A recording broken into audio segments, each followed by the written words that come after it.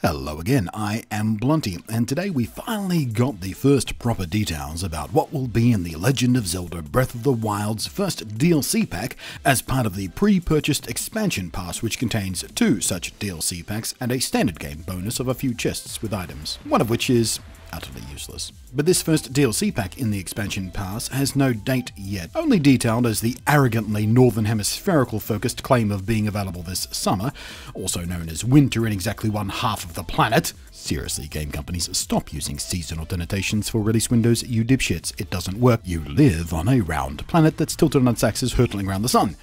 Seasons aren't the same everywhere, you. So anyway, as for what is included, we get something called the Trial of the Sword, which, once you've found and recovered the Master Sword, spoiler alert, there'll be a new Trial of the Sword challenge unlocked at the same location that you found the sword in. It's basically a wave-based challenge mode. You start without any equipment or weapons at all, and fight through progressively harder waves of enemies, about 45 rooms in total apparently. I don't know why they detail it at about 45 rooms. Have they not made up their mind yet, or...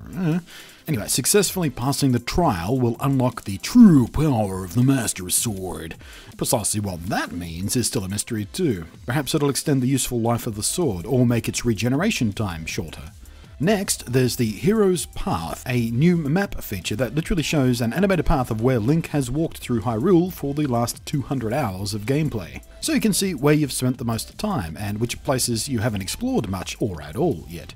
It's going to be super useful for seeing where you need to invest more time to possibly find more secrets, more items, more shrines, more Korok seeds, and more in places of the map you may have not realized you've never even been before. And next, we finally know what Hard Mode is. In the new Hard Mode, enemies gradually regenerate health, making taking them out as fast as possible a priority. And all enemies are also bumped up by 1 level. The example given is that a standard red bokoblin in the standard game will now be a tougher blue bokoblin, and so on up the ranks. And each level of enemy can now have a higher maximum level itself, which I assume just means they have way more HP. We are also told to look up, and you may also find enemies and treasure chests in the sky. So, balloon treasure chests maybe? Floating Octoroks perhaps? What a pain in the ass that'll be. Fun though. I think my favourite new gimmick, though, is the Travel Medallion. Somewhere in the world will be a chest with an item called the Travel Medallion.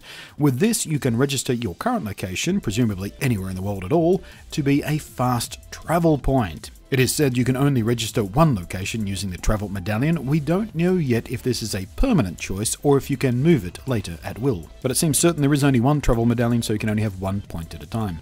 There's also some new equipment and armor sets. Majora's Mask, Mender's helmet, that awesome looking phantom armor, the funny looking Tingles outfit, which is just comedy in tights.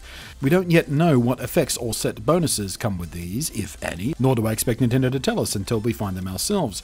Nintendo do like letting us discover this stuff for ourselves in Zelda games. And finally, there's a new mask called the Korok Mask. It is hidden in a treasure chest somewhere, and when you wear this, it'll shake whenever you're close to a hidden Korok seed location, probably working a lot like the infuriating shrine radar detector thingy.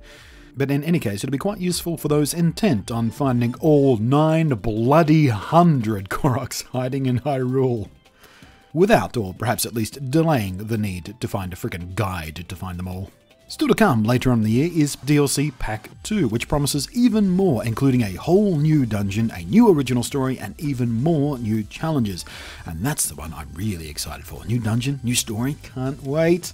But I am very happy and very excited that this first DLC pack gives us so much more to explore and find and discover and play with and stuff. So all that's left is to ask, what's your favourite part of the first DLC pack? Thanks for watching, I am Blunty, and I'll catch you next time.